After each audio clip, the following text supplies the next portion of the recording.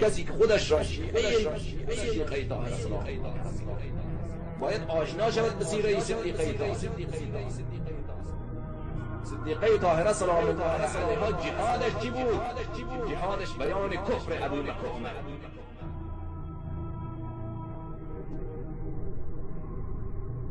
هر کسی خودش را شیعه می‌داند، هر کسی خودش را فاطمی می‌داند، هر کسی که خودش را مختار شفاعت صدیقه طاهره بیبی دو عالم، مادر امام مصطفی، مادر حضرت سید الشهدا، مادر 11 امام یوسف سلام الله علیهم اجمعین می‌داند، باید بیشتر نگاه بکند در این سیره چقدر عمل کرده.